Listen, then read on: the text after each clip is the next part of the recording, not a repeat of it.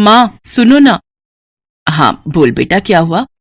आज ना मेरे सारे दोस्त पार्टी करने जा रहे हैं, मैं भी उनके साथ जाना चाहती हूँ, तो मुझे थोड़े पैसे दे दो ना। अच्छा रुक, अभी अब ये ले। ये क्या माँ, बस 100 रुपए? इनमें क्या होगा? माँ मैं किसी मेले में नहीं जा रही हूँ, एक बढ़िया से रेस्टोरेंट में पार्टी कर रहे हैं हम सब। इतने पैसे तो वहाँ का वेटर टिप में ले जाता है। पायल, तुझे पता है कि इन 100 रुपयों को कमाने के लिए तेरे पापा को कितनी मेहनत करनी पड़ती है? बेटा हमें उतना ही खर्च करना चाहिए जितनी हमारी चादर हो। मुझे पता था कि तुम यही सब नाटक करोगी, पर मुझे तुम्हारा लेक्चर सुनने में कोई इंटरेस्ट नहीं है। तुम रहने दो माँ। ऐसा करो तुम ना ये 100 रुपए भी अपने पास रखो, मुझे नहीं चाहिए। और ऐसा करती हूँ, अब से मैं कॉलेज भी पैदल ही जाया करूंगी, उससे ऑटो के 30 रुपए भी बच जाएंगे। पापा को 30 रुपए भी कमाने में मेहनत लगती होगी ना। ये क्या बात हुई पायल, ये तो सरासर बदतमीजी है। ज्योति अपनी बात पूरी कर पाती उससे पहले ही पायल पैर पटकते हुए वहां से चली गई। ये कहानी इसी लड़की पायल और उसकी माँ ज्योति की है। ज्योति के पति का नाम अजय था और उन दोनों की इकलौती बेटी थी पायल। अजय एक कार मैकेनिक था। ज्योति और अजय में अच्छी बनती थी, लेकिन इनकी बेटी पायल, उसके मिजाज जरा अलग थे। उस दिन अपनी माँ से नाराज होकर जब वो अपने कॉलेज पैदल ही जाने लगी, तभी रास्ते में उसके पास एक बड़ी सी गाड़ी आकर रुकी। ओह हाय पायल, कैसी हो? सॉरी, मैंने आपको पहचाना नहीं। अरे मैं तुम्हारा सीनियर विकास, बीएससी फाइनल ईयर। हम मिले थे ना उस दिन कॉलेज लैब में। ओह हाँ, अब याद आया। हाय, मैं अच्छी हूँ। What about you? I am too good. तुम कॉलेज ही जा रही हो ना? हाँ। आ जाओ, मैं भी कॉलेज ही जा रहा हूँ। I will drop you. It's okay, I can manage. अरे घबराओ मत, आ जाओ, मेरे साथ तुम्हें कोई खतरा नहीं है। काफी देर से धूप में पैदल चलकर थक चुकी पायल मना नहीं कर सकी और विकास के साथ उसकी कार में बैठ गई। और फिर ओह नाइस कार। थैंक्स, पिछले महीने ही ली है। वाह, इसका इंटीरियर कितना कूल है और कितने सारे फीचर्स हैं इसमें तो। म्यूजिक तो और भी औसम है, सुनना चाहोगी? हाँ क्यों नहीं। विकास ने गाड़ी में म्यूजिक ऑन किया जिसमें पायल खो गई। वो पहली बार इतनी महंगी कार में बैठी थी। वो मन ही मन सोचने लगी कि अमीरी में कितना मजा है। साथ ही वो अपनी किस्मत को भी कोस रही थी। जब तक पायल ये बातें सोच रही थी तब तक कॉलेज आ गया। आप ना मुझे यहीं बाहर छोड़ दीजिए। क्यों, क्या हुआ? अंदर चलते ना। विकास कार को कॉलेज के अंदर ले गया और फिर पार्किंग में जब विकास के साथ पायल कार से उतरी तो वहाँ खड़े लड़के पायल को देखकर बोले, विकास भाई के तो मजे हैं यार। हाँ भाई, कसम से जिंदगी हो तो ऐसी यार, रोज इसकी गाड़ी से नई लड़की उतरती है। देखना अब इसको भी घुमाएगा फिराएगा और फिर छोड़ देगा। सही बोला भाई, पर ये लड़कियां भी कम नहीं है, विकास के पैसों पर ऐश करने में कोई कसर नहीं छोड़ती है, हैं? ये दोनों लड़के जो विकास के बारे में बात कर रहे थे वो विकास की क्लास में ही पढ़ते थे और विकास को अच्छे से जानते थे। लेकिन इन सब बातों से अनजान पायल तो हैंडसम और रईस विकास की दीवानी हो चली थी। अब हर रोज ही विकास पायल को बस स्टॉप से पिक करता और फिर वो दोनों साथ में विकास की गाड़ी से ही कॉलेज जाते। फिर धीरे धीरे वो दोनों कॉलेज से बाहर भी मिलने लगे। पायल को लग रहा था कि विकास जैसे हैंडसम और अमीर लड़के से शादी करके उसकी किस्मत ही बदल जाएगी। लेकिन विकास के इरादे कुछ और थे। वो एक नंबर का मक्कार और अय्याश लड़का था। वो सिर्फ अपने करोड़पति पिता के पैसों पर मौज करता था। एक दिन विकास की कार पंचर हो गई और विकास ने जिस दुकान के बाहर गाड़ी लगाई वो पायल के पापा की दुकान थी। उन्होंने जैसे ही पायल को विकास के साथ उसकी गाड़ी में देखा तो फौरन पायल पर भड़कते हुए बोले, पायल तुम इस गाड़ी में क्या कर रही हो और ये लड़का कौन है? पापा वो ये मेरे दोस्त हैं। मुझे घर छोड़ने जा रहे थे तभी हमारी मतलब इनकी गाड़ी पंचर हो गई। फौरन उतरो गाड़ी से और अंदर जाकर बैठो, मैं तुम्हें घर छोड़कर आऊंगा। पर पापा। सुनाई नहीं दिया एक बार में? आपकी गाड़ी का पंचर लग गया है तो अब आप जा सकते हैं। इसके बाद अजय अपने स्कूटर पर पायल को लेकर घर पहुंचे और फिर ज्योति को सारी बात बताई। पायल सच सच बता, क्या चल रहा है ये सब? आप लोगों को ना बस तिल का ताड़ बनाना ही आता है। वो मेरे सीनियर हैं जिनके सामने पापा ने मेरी इज्जत की वाट लगा दी। पता नहीं क्या सोच रहे होंगे वो मेरे बारे में। काश उन्हें पता ही नहीं चलता कि मैं एक पंचर बनाने वाले की बेटी हूँ। पता नहीं ये सब जानने के बाद वो मुझसे बात भी करेंगे या नहीं। पायल तुम उस लड़के के बारे में कुछ नहीं जानती। वो आए दिन आता है मेरे पास अपनी गाड़ी सुधरवाने, आए दिन शराब के नशे में अपनी गाड़ी ठोकता फिरता है और तो और हर बार उसकी गाड़ी से एक अलग लड़की उतरती है। हाँ तो क्या हुआ, वो अमीर है, स्टाइलिश है तो उसकी दोस्त तो होंगी ना। पायल तुम उस अय्याश और फरीबी के लिए हमसे बहस कर रही हो? पापा हर पैसे वाला अय्याश नहीं होता, विकास ऐसे नहीं है। मैं उनसे बहुत प्यार करती हूँ और मुझे पूरा विश्वास है कि उनके दिल में भी मेरे लिए ऐसी ही फीलिंग है। आपको पता है इस दुनिया में अच्छे लड़के कितनी मुश्किल से मिलते हैं। वो इतने पैसे वाले हैं कि उनसे शादी करके मेरी जिंदगी सुधर सकती है, और मेरी ही क्यों, उनके पास इतनी दौलत है कि उनकी बीवी बनने के बाद मैं आपको भी इस नर्क से निकाल सकती हूँ। सही कहा तूने, इस दुनिया में अच्छे लड़के बड़ी मुश्किल से मिलते हैं। हाँ, और ये भी सच है कि हर पैसे वाला अय्याश और फरेबी नहीं होता। कुछ लोग सच्चे प्यार के लिए अपना घर बार, पैसे दौलत सब कुछ छोड़ देते हैं।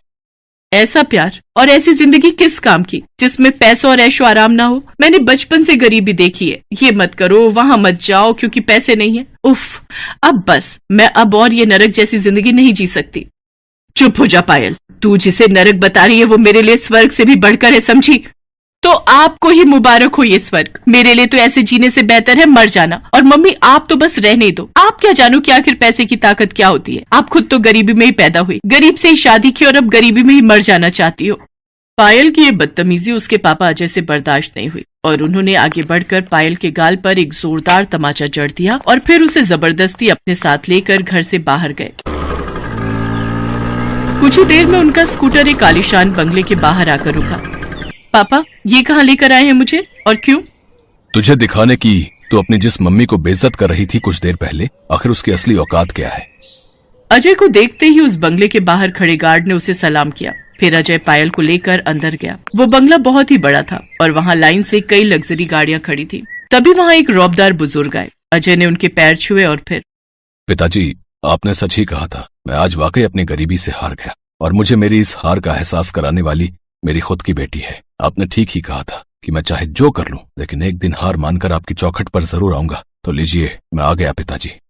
पायल हैरानी से सब कुछ देख रही थी। दरअसल वो बुजुर्ग शख्स शहर के सबसे अमीर आदमी थे और उनका नाम सेठ वीरभद्र था। ज्योति उनकी इकलौती बेटी थी जो अपनी जवानी में अजय से प्यार कर बैठी थी। अजय शुरू से ही गरीब था तो ज्योति और अजय की शादी के लिए सेठ वीरभद्र राजी नहीं हुए। तो अजय की खातिर ज्योति सब कुछ छोड़ने को तैयार हो गई और अजय से शादी करके उसकी गरीबी की हिस्सेदार बन गई। सेठ वीरभद्र को लगा था कि गरीबी से तंग आकर कुछ ही वक्त में ज्योति उनके पास वापस लौट आएगी, लेकिन ऐसा नहीं हुआ। ज्योति अपने पति के साथ बसाए अपने छोटे से संसार में सुखी थी। लेकिन अब इतने सालों बाद जब पायल की खातिर अजय हारता दिखा तो सेठ वीरभद्र ने उससे कहा, नहीं बेटा, हारे तुम नहीं बल्कि हारा तो मैं हूँ। मेरा घमंड चूर चूर हो चुका है। मैं ही अपनी बेटी की बात को समझ नहीं सका कि खुश रहने के लिए पैसों से ज्यादा अपनों का साथ जरूरी है। वो अपने जो हर हाल में आपको अपनाएं, आपके हर सुख और दुख के हिस्सेदार बने। आज मैं बिल्कुल अकेला हूँ तो समझ में आता है कि वाकई कितना गरीब हूँ मैं।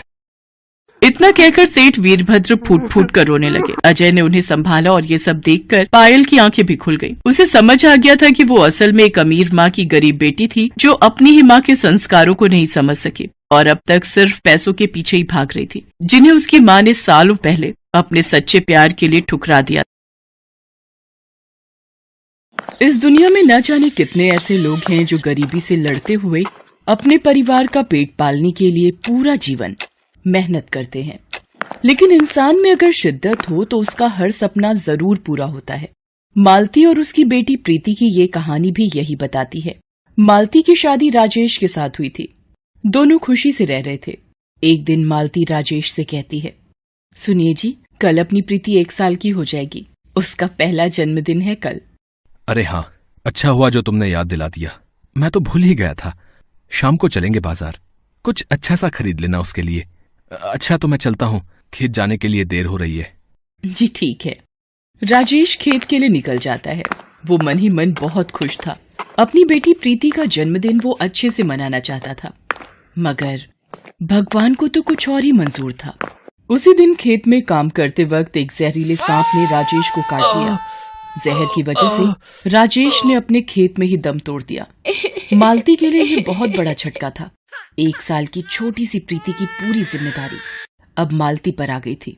मालती को जब कोई रास्ता नजर नहीं आया तो भगवान के सामने हाथ जोड़कर बोली, हे भगवान, ये क्या किया आपने? अब हम किसके सहारे जिएंगे? मैं कैसे अपनी बच्ची को पालूंगी? भगवान कैसे? मालती भगवान से सवाल तो पूछ रही थी, मगर वो जानती थी कि इन सवालों के जवाब उसे खुद ही ढूंढने थे। उसने हिम्मत नहीं हारी और काम की तलाश में वो प्रीति को लेकर शहर आ गई। शाम होने को थी। तभी उसने एक लंबी सी गाड़ी को अपनी तरफ आते देखा। फिर अचानक वो गाड़ी एक बंगले की तरफ मुड़ गई। बंगले का गेट गाड़ी के लिए खोल दिया गया। मालती ने झांक कर देखा तो बंगला काफी बड़ा था। मालती को एक उम्मीद मिली। काम और आसरे की उम्मीद लिए मालती गाड़ी के पीछे पीछे बंगले के अंदर चल दी। उसने देखा कि गाड़ी से पहले एक पुलिस का जवान उतरा। फिर उसने कार के पीछे का दरवाजा खोला तो उसमें से एक रौबदार महिला उतरी। तभी पुलिस के जवान की नजर मालती पर पड़ गई। उसने गुस्से से पूछा, ए, कौन है तू? कहाँ घुसी चली आ रही है? जवान की डांट सुनकर मालती घबरा गई और वो वापस जाने लगी। तभी उस महिला ने मालती को आवाज लगाई और कहा, सुनो, रुको, इधर आओ, क्या नाम है तुम्हारा? जी, मैं मेरा नाम मालती है। मैं तो बस कुछ काम ढूंढ रही थी। आपके बंगले में नौकरी मिल सकती है जी? हाँ, क्यों नहीं। मैं कल ही इस बंगले में शिफ्ट हुई हूँ तो घर का काम करने के लिए कोई तो चाहिए होगा। आओ, मेरे साथ आओ। वैसे मेरा नाम सुहासिनी है। सुहासिनी ने पुलिस के जवान से सर्वेंट क्वार्टर का ताला खोलने के लिए कहा और फिर मालती से कहा, ठीक है मालती, तुम यहाँ रह सकती हो, लेकिन रुको, ये प्यारी सी गुड़िया कौन है तुम्हारी गोद में? क्या नाम है इसका? जी, ये मेरी बेटी है, प्रीति। ओले मेरी गुड़िया, आप तो बड़े प्याले हो। सुहासिनी का इतना अच्छा बर्ताव देखकर मालती की आंखें भर आई। उसने सुहासिनी से कहा, मेम साहब, भगवान करे आप और बड़ी अफसर हो जाओ। मालती की बात सुनकर सुहासिनी मुस्कुराई। पास ही खड़ा जवान जोर से हंसने लगा और मालती से बोला, बड़ी अफसर मतलब? मैडम इस जिले की कलेक्टर हैं, IAS सुहासिनी पांडे। उनसे बड़ा कोई नहीं यहाँ। जवान की बात सुनकर मालती दंग रह गई। कलेक्टर होने के बावजूद इतनी सादगी, घमंड का नामो निशान नहीं था सुहासिनी में। अब तो मालती के दिल में सुहासिनी के लिए इज्जत और बढ़ गई। धीरे धीरे वक्त बीतता गया। मालती सुहासिनी के बंगले का पूरा ख्याल रखती, घर का सारा काम करती और साथ ही वो अपनी बेटी प्रीति का भी अच्छे से ख्याल रख पा रही थी। सुहासिनी भी मालती के काम से बहुत खुश थी। एक दिन जब सुहासिनी प्रीति के साथ खेल रही थी, तब मालती ने बड़ी हिम्मत करके उससे पूछा, मेम साहब, एक बात पूछूं, आपने अब तक शादी क्यों नहीं की? हाँ, मैंने जिससे शादी करनी चाहिए वो किसी और का हो गया, तो बस अब ऐसे ही जिंदगी गुजार रही हूँ लेकिन खुश हूँ। आंखों में नमी लिए सुहासिनी हल्का सा मुस्कुराई और वहां से चली गई। मालती ने तय किया कि वो दोबारा कभी इस बारे में सुहासिनी से बात नहीं करेगी और उसका दिल नहीं दुखाएगी। एक दिन सुहासिनी जब ऑफिस से लौटी तो उसके हाथ में कुछ खिलौने और पेंसिल कॉपी थी। सुहासिनी ने आवाज लगाई, अरे प्रीति, कहाँ है मेरी गुड़िया? देखो तो आंटी आपके लिए क्या लाई हैं। सुहासिनी प्रीति से बहुत प्यार करने लगी थी। प्रीति भी सुहासिनी की आवाज सुनते ही सब कुछ छोड़कर उसकी तरफ भागी चली आई। प्रीति नए खिलौनों और पेंसिल कॉपी को देखकर बहुत खुश हुई। सुहासिनी ने देखा कि प्रीति ने सारे खिलौने एक तरफ रख दिए और पेंसिल पकड़कर कॉपी में आड़ी तिरछी लाइन बनाने लगी। उसे ऐसा करता देख सुहासिनी को बहुत अच्छा लगा और मालती से बोली, लो मालती, देख लो, तुम्हारी राजकुमारी ने खिलौने छोड़कर पेंसिल पकड़ ली है। मालती, तुम बिल्कुल परेशान मत होना। मैं वादा करती हूँ कि प्रीति जहाँ चाहेगी और जब तक चाहेगी मैं पढ़ाऊंगी इसे। इसकी पढ़ाई लिखाई की सारी जिम्मेदारी मेरी। ये कहकर सुहासिनी वहां से चली गई और मालती उसे कुछ कह ही नहीं पाई। उसके लिए तो सुहासिनी भगवान का रूप लेकर आई थी। धीरे धीरे वक्त गुजरता गया और प्रीति बड़ी होने लगी। सुहासिनी उसकी पढ़ाई का सारा खर्च उठा रही थी। इसके अलावा जब भी उसे वक्त मिलता वो खुद भी उसे पढ़ाती। देखते ही देखते प्रीति ने पहले 12वीं में टॉप किया और फिर कॉलेज में भी। लेकिन उस दिन की बात ही कुछ अलग थी। सुहासिनी की गाइडेंस में प्रीति ने यूपीएससी की परीक्षा बहुत अच्छी रैंक के साथ पास कर ली थी। रिजल्ट आने के बाद प्रीति की खुशी का ठिकाना नहीं था। आंटी, आंटी, माँ, कहाँ हो आप दोनों जल्दी आओ। तभी दरवाजे के पीछे से मालती और सुहासिनी दोनों अपने हाथों में मिठाई लिए प्रीति के पास आए। तुमने यूपीएससी क्रैक कर दिया ना, तो क्या ये बात मुझे नहीं पता चलेगी? मेरी गुड़िया रानी, I am proud of you. Malti की आंखों में आंसू थे। उसे मिठाई खिलाई और फिर सुहासिनी के पैरों में गिर पड़ी। मेम साहब, मैं कैसे आपको शुक्रिया अदा करूं? आप भगवान हो हमारे लिए। आज के जमाने में इतना कौन सोचता है किसी के लिए।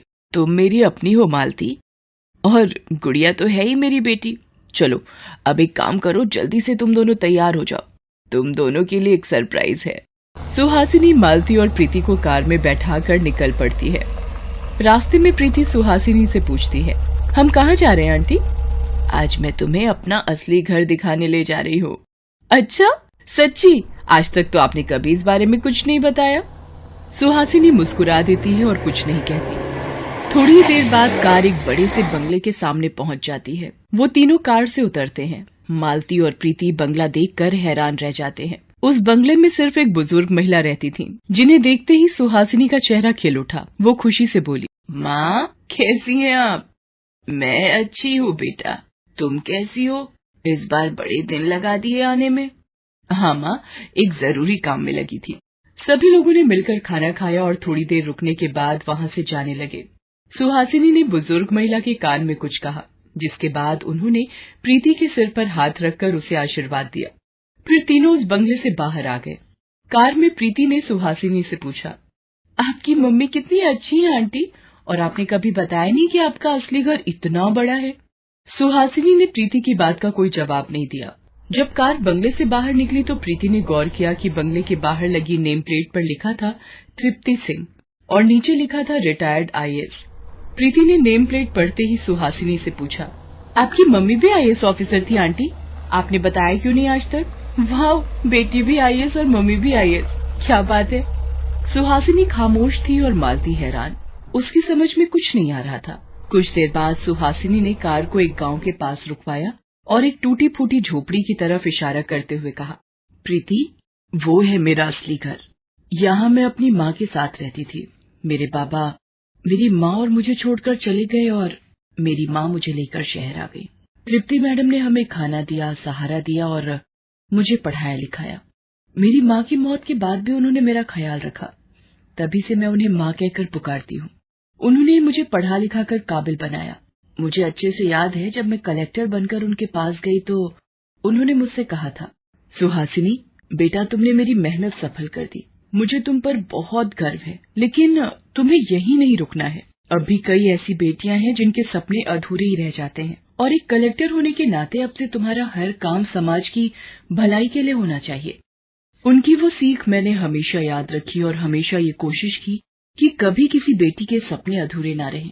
मुझे पूरी उम्मीद है कि तुम भी अपने जीवन में हमेशा ये सीख याद रखोगी बेटा। जी आंटी। नहीं माँ, मैं हमेशा आपकी बात याद रखूंगी माँ। मालती और प्रीति की आंखों में आंसू थे और मन में सुहासिनी के लिए बहुत इज्जत। तो वहीं सुहासिनी के चेहरे पर सुकून था, मानो एक बहुत बड़ी जिम्मेदारी पूरी कर दी थी उसने।